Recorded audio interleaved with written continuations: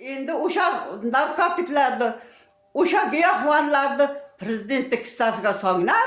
Bektosh Soipov, Murodjon Azimovlar qayerga qarayapsizlar? Shavkat Mirziyoyev bir keling. Saida Mirziyoyeva kelingiz, narkotik geroinlarni ko'ringizlar.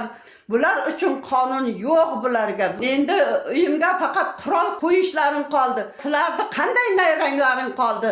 Yana nima qilmoqchisizlar endi? Qani Mirziyoyev buzardi, Saida Mirziyoyeva qutqaring buzardi. Assalomu alaykum prezident buva, O'zbekiston xalqi. Mana bugun 30-iyun. Mana shu hovliga 57 yil bo'ldi yashaganim. 3 yil bo'ldi hokim qo'shnimizga 1 gektar sug'oriladigan yerda auksionga deb sotgan. Uni na sveti bor, na yo'li bor. Ana shuning uchun qo'shnim meni qo'ymaydi. Shu yerdan yo'l ochib berasan deb hokim orqasiga turibdi. Men bilan janjal qilib uyimga bugun 30-iyul kuni olov qo'ydi. Bütün teraklarimga, qo'shnimni ariqlarimni, girdi terakzorlarimga shunday olov qo'ydi. Qo'shnimni hovlisi yonib ketaydi. O'zimni hovlimga ham gurillab keldi. Bütün shaharda xalqi kelib o'chirib olishdi. Pojarniy keldi. Uchastkovoylar keldi, mana o'chirib olishdi. 1 gektar yerda shuni noqonuniy sotgani uchun mana shuni orqasidan shuncha to'polon bo'lyapti. Buni so'rayotgan biron ega yo'q. O'tiribdi viloyat hokimlari, viloyat prokuratoralari nahotki so'ramaydi bir kishini. So'ramaydi. O'zbekiston xalqi murojaat qilyapman sizlarga. Yordam beringizlar. Bu poraxo'rlar birontasi bizlarga yordam bermayapti. Faqat ikki ko'zi pulga qolgan. Ustolni egallab o'tirib, oylikni olib, xalqqa qaramasa unday kattani nima keragi bor? Bu hokim faqat yer sotaversa, bu odamlar noqonuniy yerda olib to'polon janjal bo'laversa, buni kim so'raydi? Kim qanday so'raydi? Viloyat hokimlari, nachalnik militsiyalar, prokurorlar qayerga qaraydi? Ustolni egallab oylik olyapti-ku. Nimaga so'ramaydi? Shuni nimaga qilding? Nima bo'lyapti deb bir og'iz so'ramaydi-ki holimiz. Hovlimga kirib nasha ekib ketyapti. Ko'rib, shunday ko'rib ushlab turib aytganga ham indamayapti. Bir ega yo'q-ku, buni bir so'rayotgan ega bormi o'zi? Bir odam bo'lish kerak-ku.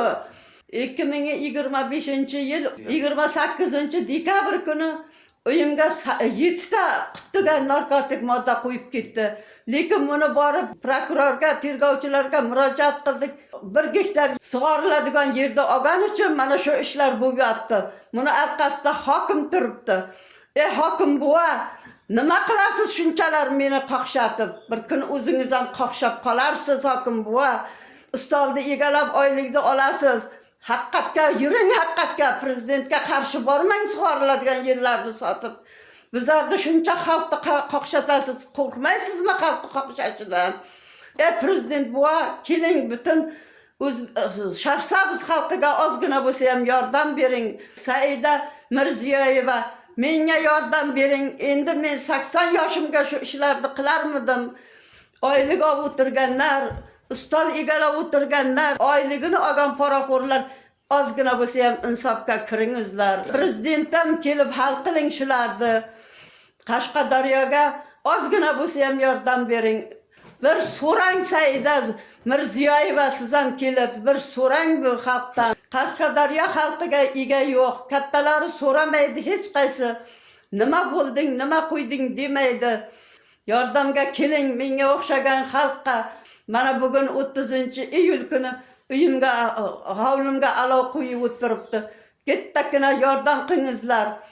Hokimni bu qilgan ishiga men hech qachon ko'nmayman. Hokim buva, sizga ham Xudo insof bersin. Munchalar xalqni qoqshatmang. Ozgina bo'lsa ham xalqqa rahmingiz kelsin.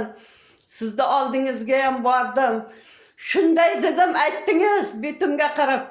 Bugun ham sotaman noqonuniy, erta ham sotaman, indin ham bor qo'lingdan kelganini qildingiz. Siz prezidentning qaroriga qarshi chiqdingiz. Prezident hech qachon sug'oriladigan yerda sotmanglar degan.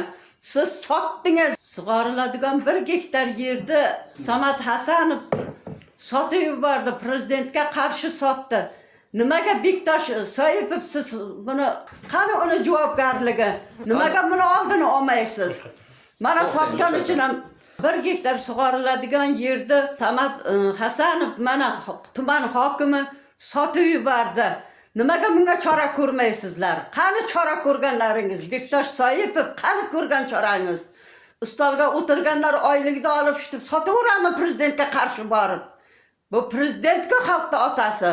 Nima uchun qarshi boradi Samat Hasanov? Xalqni bular pisand qilmaydi-ku, pora olyaptimi? Boshqa qilyaptimi? Poraxo'r o'g'rilar yig'ilgan bu ustollarga, Sharsabizga. Siz bir boshqaringda shularga, hadingda. Prezidentimizga qachongacha murojaat qilamiz?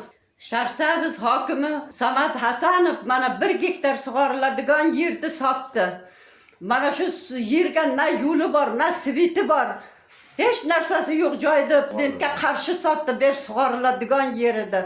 Qani buni ko'rib turgan viloyat hokimi Murodjon Azimov, qani buni ko'rib turgan viloyat prokurori Bektosh Soipov, qani qonuniy chora ko'rmaysizlar?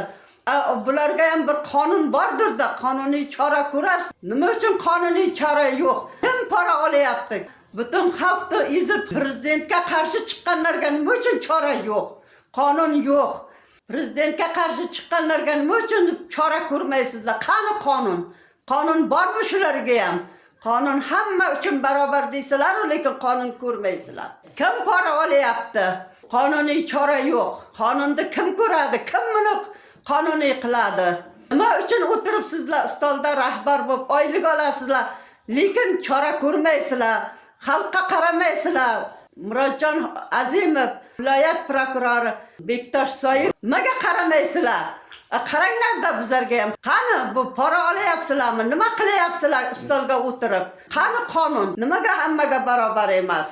Mana endi 30-iyul kuni hovlimga olov qo'ydilaring, o't qo'ydilaring. Mana bultur 28-dekabr kuni hovlimga gerayin qo'ydilaring.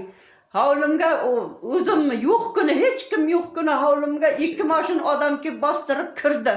Hech kim bilmay chiqib ketib, ertasi kuni seni hovlingga narkotik ekkan deb keldi. Kelim meni 80 yoshimga narkotik ekarmidim. Qurib yotgan olmani tagiga mana mashani ekib ser ekding dedi. Mana shunday 4 dona mana shunday qo'yilgan. Na ishlov berilgan, na anavi faqatgina suv qo'yilgan. Lekin ishlov bergansan dedi. Nima tuhmatlaring qoldi? Mana bugun 30-kuni alovam qo'ydilaring. Endi qilayotgan ishlaring qolmadi endi. Endi o'sha narkotiklarni, o'sha giyohvonlarni prezidentning kissasiga solinglar, bir gattak chora ko'radi prezidentda. Qurminga solganlaring bilan nima foyda topasizlar? Qonun bormi o'zi qonun? Qonun bo'lsa prezident ham hovlisiga kirib ekinglar endi, bir shu qoldi-da. Menikiga ekyapsizlar, solayapsizlar. Mana endi alovam qo'ydilaring, yana ham hunarlaring bordir biranta qilayotgan, endi qolgandir birantasi. Ko'zlaring qayerga? Buni so'rayotgan katta Bektosh Soipov, Murodjon Azimovlar qayerga qarayapsizlar? Shavkat Mirziyoyev bir keling. Saida Mirziyoyeva kelingizlar, sizlar ham bizlarni bir ahvolimizni ko'ringizlar. Xalqni bir gettakana so'rangizlar. Narkotik geroinlarni ko'ringizlar. O'zbekiston xalqiga ham ozgina yordam beringizlar. Bu kattalar umuman qonunga qaramadi. Bular uchun qonun yo'q bularga. Endi yana sizlarni qanday nayranglaring qoldi? Yana nima qilmoqchisizlar endi? Qachon tugaydi bu o'yinlaring? Yo meni toza menga ham olov qo'ymoqchi bo'layapsizlaringmi? Shundan boshqa ilojlaring qolmadi endi, hammasini qilib ko'ryapsizlar. Endi uyimga faqat qurol qo'yishlaring qoldi. Shu qurolni ham olib kelib qo'yingiz. Xalqni so'rayotgan odamni darrov olib borib qamaysizlar. Yo habiy kitob qo'yasizlarmi, yo qurol qo'yasizlarmi meni uyimga olib kelib? Endi shu yo'l bilan qamamasalaring ilojlaring qolmadi boshqa. Shu o'yinlaring qoldi. Faqat sizlarni qilmagandan shu o'yinlaring qoldi. Shuni ham bir qilib ko'ringlar. Qani Mirziyoyev bizardi, Saida Mirziyoyeva qutqaring bizar. Bizlar ham Sharsabiz xalqi, sizni xalqingiz bo'lamiz. Kim so'raydi buni?